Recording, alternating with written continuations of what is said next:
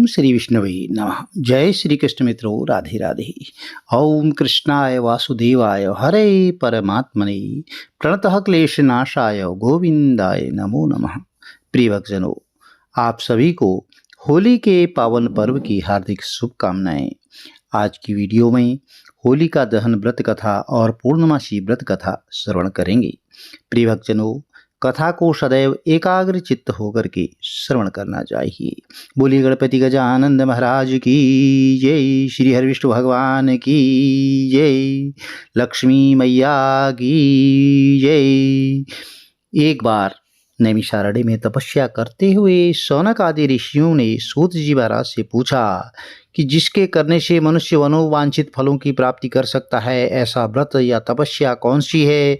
तो श्री सूत जी ने कहा कि एक बार श्री नारद जी ने श्री हरि विष्णु भगवान से ऐसा ही प्रश्न किया था।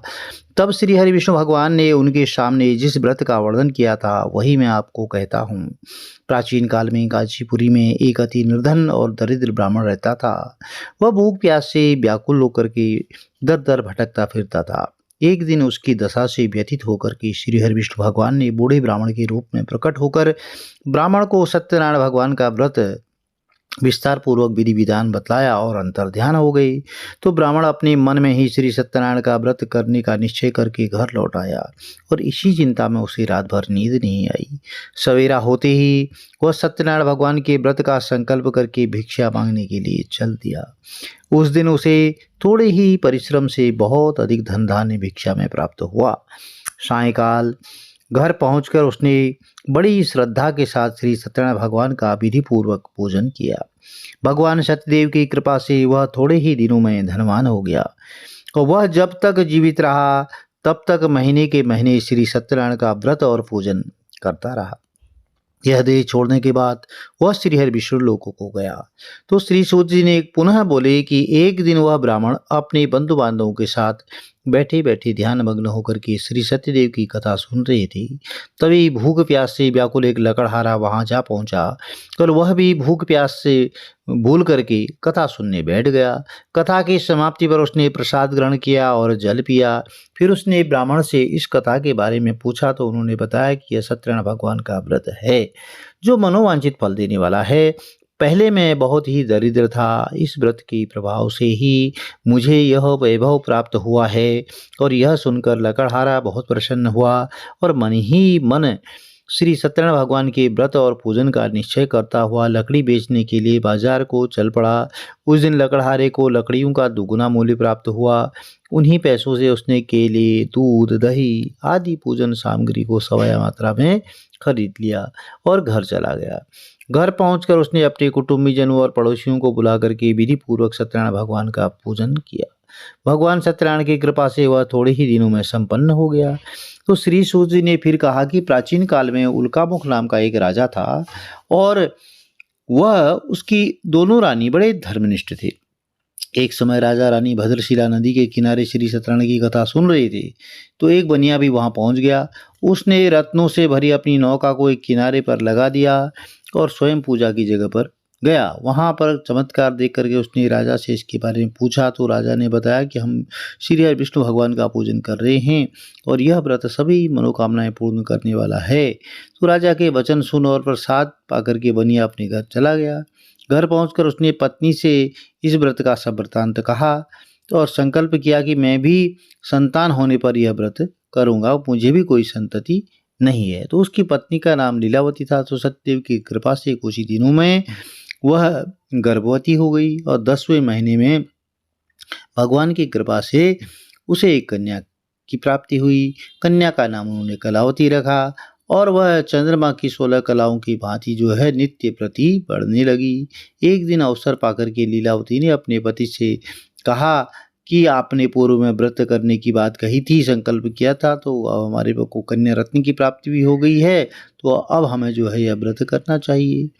उसने कहा कि मैं यह व्रत कन्या के विवाह के समय में करूंगा। यह कहकर बनिया अपने कारोबार में लग गया। जब कन्या विवाह की योग्य हो गई तो उसने अपने दूतों द्वारा खोज करा करके कंचनपुर नगर के एक बनिए के सुंदर, सुशील और गुणवान बालक के साथ विवाह कर दिया। फिर भी बनिए ने सत्यनारायण भगवान का व्रत नहीं किया। इससे श्री सत्यनारायण भगवान जो है अप्रसन्न हो गई। कुछ दिनों बाद बनिया अपने दामाद को साथ लेकर के समुद्र के किनारे रत्नसारपुर में व्यापार करने के लिए चला गया। एक दिन रत्नसारपुर के राजा चंद्रकेतु के खजाने से चोरों ने बहुत सारा धन चुरा लिया। अब राजा के सिपाही चोरों का पीछा कर रहे थे, तो चोरों ने जब देखा कि सिपाहियों से बचना कठिन है, तो उन्होंने राजकोष से चुराए हुए तमाम धन को जहां पर उस बनिए का डेरा था उसके पास में फेंक दिया और स्वयं भाग गए। अब सिपाही चोरों को ढूंढते ढूंढते वहीं पर आ गए जहां पर उस बनिए का डेरा था। वहां से उनको जो है वह धन भी मिल गया और दोनों बनियों को चोर समझ करके वह पकड़ ले गए। अब राजा ने दोनों बनियों को जेल में डालने का आदेश दिया और उनका धन भी जमा कर दिया राजकोष में। तो श्री सत्यदेव की कोप से लीलावती और कलावती भी दुख से दिन काटने लगी। वह बहुत दुखी थी। एक दिन कलावती भूख प्यास से व्याकुल होकर के एक मंदिर में चली गई। वहाँ श्री सत्यनारायण भगवान की कथा हो रही थी, तो वहीं बैठकर उसने कथा सुनी, प्रसाद लेकर के, और रात होने पर वह घर पहुंची। तो माता के देरी से आने कारण उसने पूछा माने कि तुम इतनी देर तक कहाँ थी। तो उसकी बात सुन करके लीलावती को अपने पति की भूली बात याद आ गई। उसने श्री सत्यदेव के व्रत का निश्चय किया। उसने अपने बंधु बांधवों को बुला करके श्रद्धा पूर्वक कथा सुनी, विनम्र भाव से आर्त होकर के प्रार्थना की और श्रद्धा पूर्वक कथा सुनी और कहा कि मेरे पति ने संकल्प करके भी जो आपका व्रत नहीं किया है और उसी से आप अप्रसन्न हुए थे, अब कृपा करके उनके अपराध को क्षमा कर दें। तो लीलावती की प्रार्थना से श्री सत्यदेव भगवान प्रसन्न हो गए और उसी रात्रि में श्री सत्यदेव ने राजा चंद्रकेतु को स्वप्न दे दर्शन देकर के कहा कि प्रातःकाल होते ही दोनों बनियों को जेल से छोड़ दो और उनका सभी धन उन्हें लौटा दो, वरना पुत्र पौत्र समेत तुम्हारा समूल राज्य नष्ट कर दिया जाएगा। इतना कहकर सत्यदेव तो जो है अंतर्ध्यान हो गई। राजा ने सवेरा होते ही दोनों बनियों को मुक्त करने का आदेश दे दिया, साथ ही उनका धन उन्हें लौटा देने के लिए कहा और सम्मानपूर्वक उन्हें विदा किया। दोनों बनिए आनंदित होकर के अपनी नाव को लेकर के घर की ओर चल पड़े। तभी श्री सत्यनारायण भगवान ने सन्यासी के वेश में आकर के उन्होंने सोचा कि इनकी परीक्षा लेते हैं, तो उनके समीप आए और बोले कि तुम्हारी नाव में क्या है। तो बनिए ने हंसते हुए कहा कि मेरी नाव में तो लता पत्ते के सिवाय कुछ भी नहीं है। यह सुनकर दंडी स्वामी ने कहा कि तुम्हारा वचन सत्य हो जाए। अब स्वामी के चले जाने पर बनिए ने देखा कि नाव हल्की होकर के ऊपर को उठ रही है। उसे बड़ा कौतूहल हुआ और देखा कि उसकी नाव ऊपर उठ रही है तो वह बेहोश होकर के गिर पड़ा। किंतु दामाद ने कहा कि इस प्रकार घबराने से काम नहीं चलेगा, यह सब उन्हीं स्वामी दंडी स्वामी की करामात है, उनकी वजह से हो रहा है। चलकर उनसे प्रार्थना की जाए तो फिर वैसा ही हो जाएगा जैसा पहले था। तो दामाद की बात मान करके बनिया स्वामी के पास पहुंच कर गई और विनयित प्रार्थना भगवान से प्रसन्न होकर के वह इच्छित वर मांगने लगा और भगवान से क्षमा याचना करके देखिए भगवान तो भाव के भूखे हैं। तो भगवान ने फिर प्रसन्न हो गए उसकी बातों को सुन करके और उसे इच्छित वरदान दे दिया और कहा ठीक है, जैसा पहले था तुम्हारी नाव नौका वैसी हो जाए। तो बनियों ने नाव के पास जाकर देखा तो धन रत्नों से भरपूर थी। तब उन्होंने वहां श्री सत्यदेव का पूजन किया और कथा सुनी। फिर वह घर की ओर चल दिए। अपने नगर के समीप पहुंचकर बनिए ने लीलावती के पास अपने आने का समाचार भेजा। तो लीलावती उस समय श्री सत्यनारायण की कथा सुन रही थी। उसने अपनी पुत्री कलावती से कहा कि तुम्हारे पति और पिता आ गए हैं, मैं उनके स्वागत के लिए चलती हूँ, तुम भी प्रसाद लेकर के शीघ्र ही नदी तट पर पहुंच जाना। तो कलावती प्रसन्नता के कारण इतनी विमुग्ध थी कि वह कथा का प्रसाद लेना ही भूल गई और तुरंत ही नदी की तट की ओर दौड़ पड़ी। और वह ज्यों ही नदी के किनारे पहुंची त्यों ही उसके पति समेत नाव जल में डूब गई। और यह देख बनिया हाहाकार करके छाती पीटने लगा और लीलावती भी दामाद के शोक में विलाप करने लगी और कलावती अपने पति के खड़ाओं लेकर के सती होने को उद्यत हुई। तो तभी आकाशवाणी हुई कि हे वणिक, तेरी कन्या सत्यनारायण भगवान के प्रसाद का निरादर करके पति से मिलने के लिए आतुर होकर दौड़ाई है।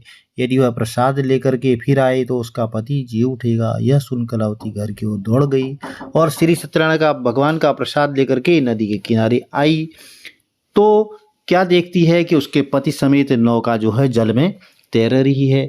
अब वह देख करके बनिया प्रसन्न हो गया और वह अपने घर पहुंच गया। जब तक जीवित रहा तब तक उसने सत्यदेव का व्रत करता रहा और श्रद्धापूर्वक कथा श्रवण करता रहा। तो प्रिय भक्तजनों, यह भगवान श्री सत्यनारायण देव की कथा थी। जो भी भक्त कथा को सच्चे मन से एकाग्र चित्त होकर के श्रवण करते हैं, उनके मनोरथ भगवान सत्यनारायण देव की कृपा से अवश्य ही पूर्ण होते हैं। तो आज के दिन जो है होलिका दहन, होली के दिन यह कथा भी जरूर श्रवण करनी चाहिए। प्रिय भक्तजनों, होलिका दहन का त्यौहार फाल्गुन मास की पूर्णिमा तिथि को मनाया जाता है और इसके अगले दिन जो है रंगों से होली खेलने की परंपरा है, जिसे कई क्षेत्रों में अलग अलग नाम से जाना जाता है। कुछ क्षेत्रों में धुलंडी, धूली और आदि नामों से जाना जाता है। होली बुराई पर अच्छाई की विजय के रूप में मनाई जाती है। होलिका दहन, जिसे छोटी होली भी कहा जाता है, कि अगले दिन हर्षोल्लास के साथ रंग खेलने का विधान है। अबीर, गुलाल आदि एक दूसरे पर लगा करके, गले मिल करके इस पर्व को भाईचारे से मनाया जाता है। भारत में मनाए जाने वाले सबसे शानदार त्योहारों में से होली एक पर्व है। दिवाली की तरह ही इस त्योहार में भी अच्छाई की बुराई पर जीत का त्योहार मनाया जाता है। हिंदुओं के लिए होली का पौराणिक महत्व बहुत अधिक है। यह त्योहार सबसे अधिक प्रचलित है। भक्त प्रहलाद और होलिका हिरण्यकश्यप की कहानी है, लेकिन होली की केवल यही नहीं बल्कि और भी कई कहानियाँ प्रचलित हैं। और होलिका दहन के दिन जो है प्रहलाद की कहानी एक प्रतीकात्मक रूप से मानी जाती है। चलिए कथा आरंभ करते हैं।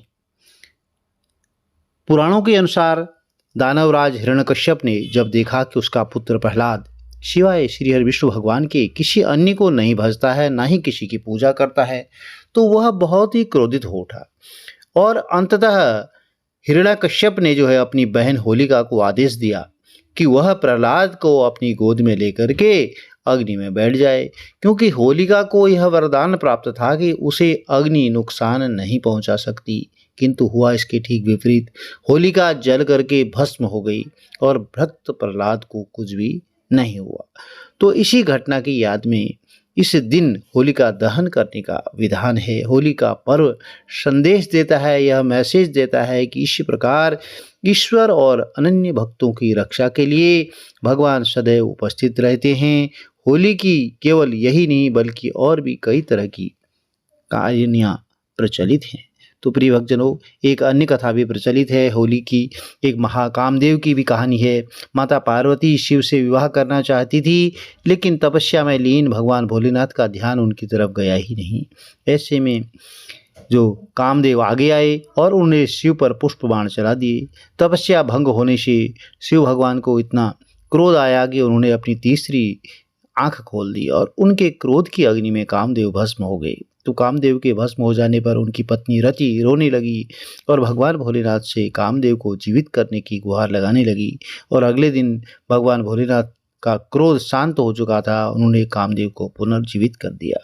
तो कामदेव के भस्म होने के दिन भी होलिका जलाई जाती है। तो उनके जीवित होने की खुशी में भी रंगों का यह त्यौहार मनाया जाता है। तो प्रिय भक्तों, ये कई सारी दंत कथाएँ, कुछ कथाएँ अन्य प्रचलित हैं, तो आप जो है श्रवण कर सकते हैं। उसके बाद आज पूर्णमासी का दिन है, तो पूर्णमासी व्रत कथा हमको श्रवण की, उसके बाद आरती जरूर करनी चाहिए। चलिए सत्यनारायण भगवान की आरती आरंभ करते हैं। बोले श्री सत्यनारायण भगवान की जय। ओम जय श्री लक्ष्मी रमणा स्वामी, जय श्री लक्ष्मी रमणा सत्यनारायण स्वामी जनपातक हरणा। ओम जय लक्ष्मी रमणा रत्न जड़ित सिंहासन अद्भुत छविराज स्वामी, अद्भुत छविराज। नारद करत निराजन घंटा ध्वनि बाजे। ओम जय लक्ष्मी रमणा प्रकट भई कलि कारण द्विज को दर्श दियो स्वामी, द्विज को दर्श दियो। गुड़ो ब्राह्मण बन कर कंचन मल कियो। ओम जय लक्ष्मी रमणा दुर्बल भील कराल जिन पर कृपा करियो स्वामी, जिन पर कृपा करी। चंद्रचूड़ के राजा दिन की विपति हरि। ओम जय लक्ष्मी रमणा वैश्य मनोरथ पायो श्रद्धा तज दीनी स्वामी श्रद्धा तज दीनी शोफल भोग्यों प्रभु जी फिर स्तुति कीनी।